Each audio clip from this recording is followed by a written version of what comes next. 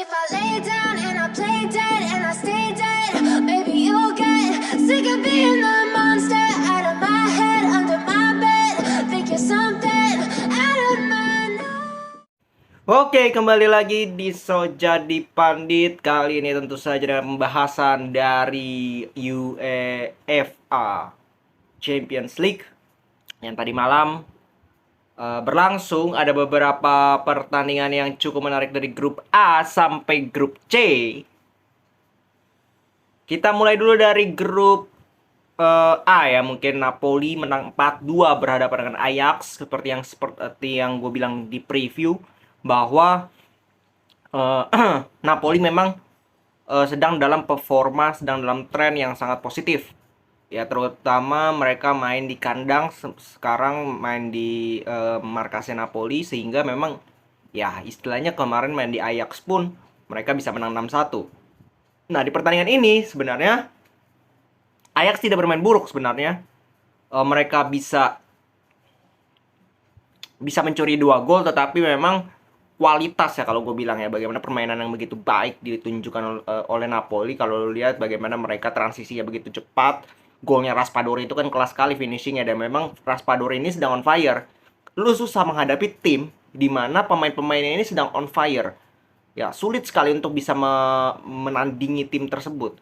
Ya, Kvaratskhelia juga on fire, Raspadori, Lozano semua on fire gitu. Jadi menurut gue ya kemenangannya kembali sudah gue prediksi juga, dan ini membuat Napoli menyusul tim yang sudah lolos ke fase knockout.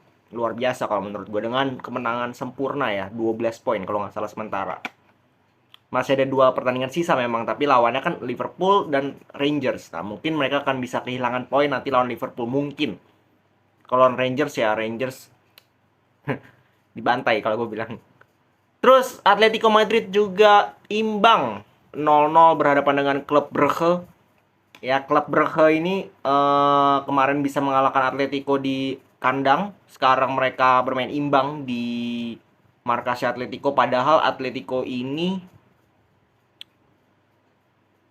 sudah istilahnya klub Brugge dapat kartu merah ya di menit 82, tapi Atletico juga tidak bisa berbuat banyak.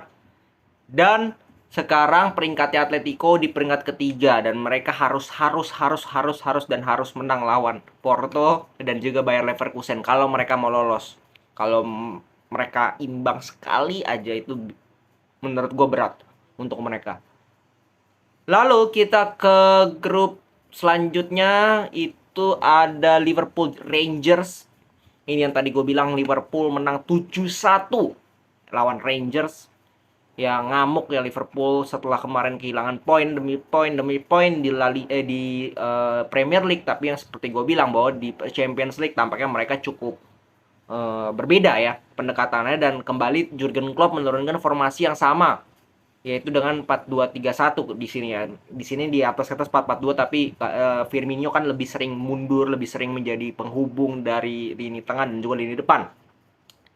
Memang mereka mengistirahatkan beberapa pemain seperti Salah diistirahatkan, Thiago, Robertson, Jota itu diistirahatkan semua karena seperti yang kemarin gue bahas, mereka akan ketemu Manchester City nanti di akhir pekan. Jadi butuh pemain-pemain itu untuk fit.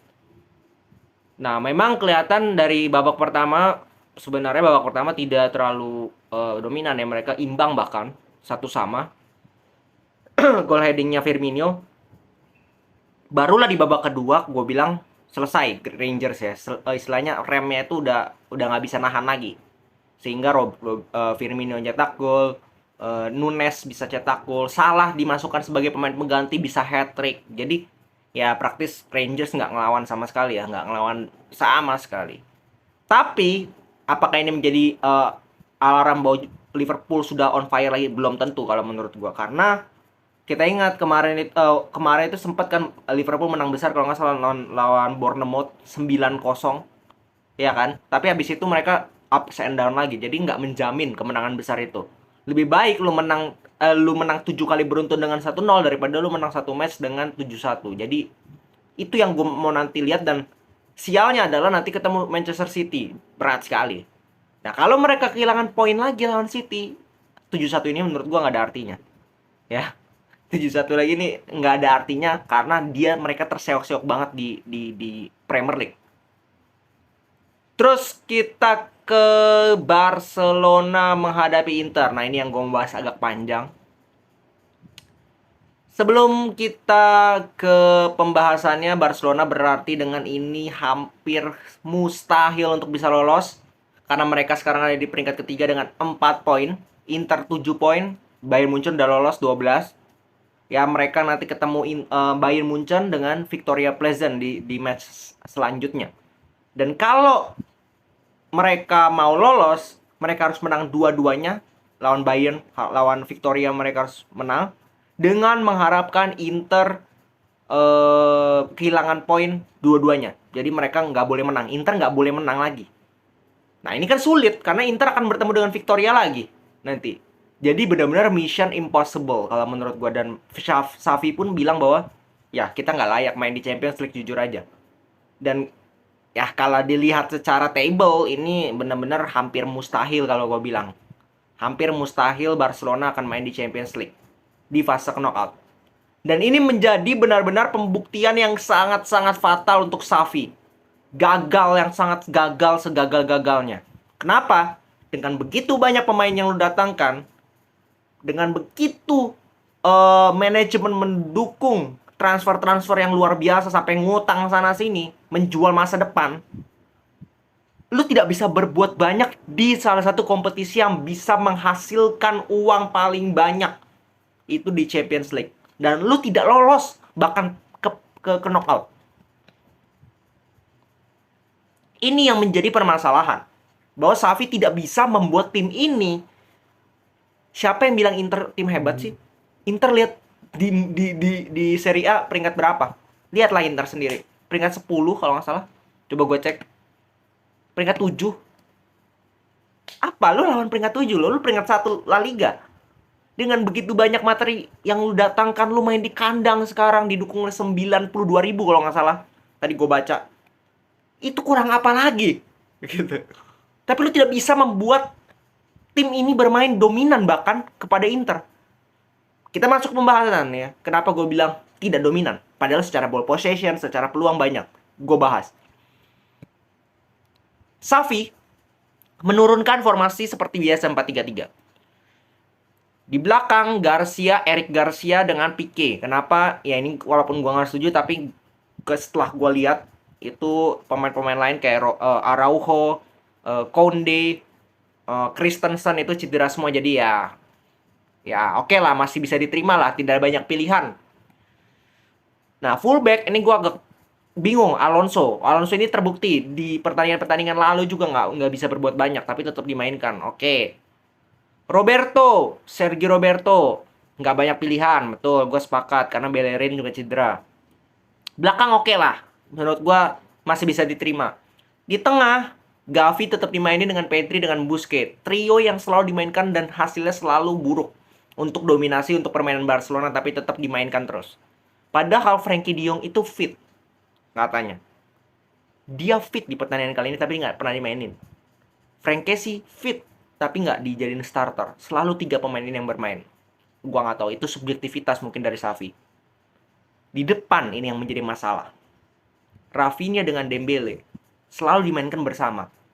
Ini gue jelaskan. Ada 2 tipe winger. Ya, winger modern. Ada tipe yang roaming, yang harus keluar dulu, dia harus melebar.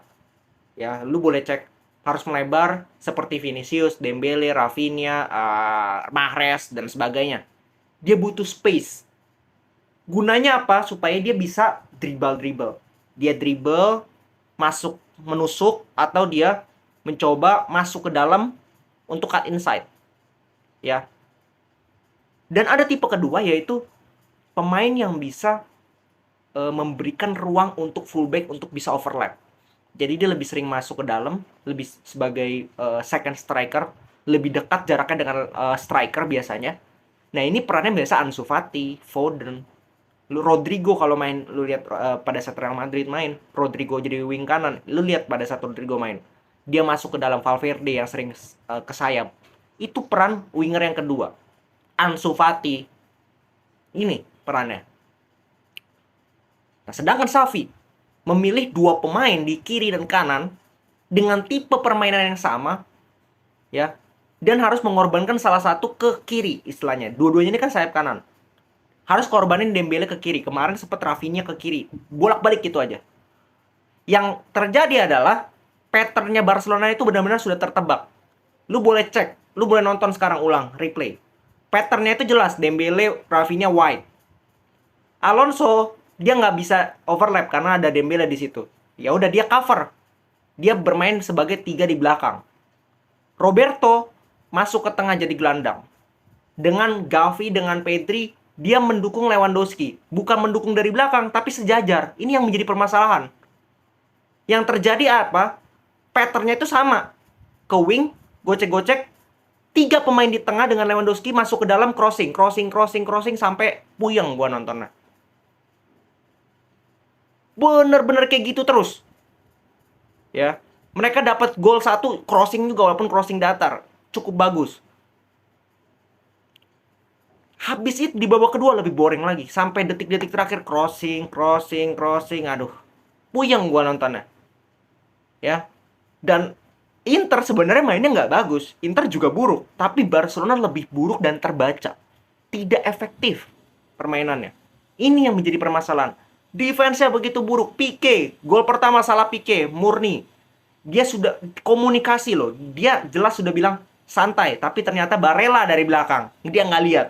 Nggak ada yang jaga. Gavi yang harus jaga dan telat. Kedua, Eric Garcia. Bapuk banget asli itu. Yang ketiga, salah siapa? Kena counter. Nggak ada yang ngikutin si siapa? Pemainnya Inter tadi siapa yang nyetak gol ya? Coba, Hosens. Nggak ada yang ngikutin. Begitu kosong. Pique ketarik semua. Jadi, memang ini tim nggak layak. Nggak layak bermain di Champions League. Jujur. Mereka lebih layak mainnya dengan Manchester United, dengan Arsenal di Europa League. Dan itu kemungkinan besar mereka akan menghadapi itu. Ya, jadi untuk fans Barca, ini menurut gua alarm yang sangat merah untuk Xavi. Walaupun mereka menjadi juara La Liga, tapi pendapatan mereka itu nggak terlalu besar dari La Liga. Ya, runner up dengan pemimpin La Liga itu nggak terlalu besar. Champions League adalah sumber keuangan paling besar, dan mereka butuh itu. Setiap kemenangan di fase knockout itu besar uangnya. Setiap mereka lolos, besar. Mereka tidak lolos. Jadi, ya, gua nggak tahu ya. Banyak yang bilang bahwa, ya, Xavi adalah... Ya, itu di awal-awal, makanya gue tidak mau bahas. Karena di awal-awal gue sudah bilang, gue yang gak yakin dengan Xavi. Gue gak yakin dengan Xavi, gue gak yakin Xavi bisa mengangkat tim ini besar banget. Padahal sudah didatangkan beberapa pemain dan sekarang terbukti. Mulai perlahan-lahan terbukti. Oke, segitu dulu dari gue. Salam sepak bola.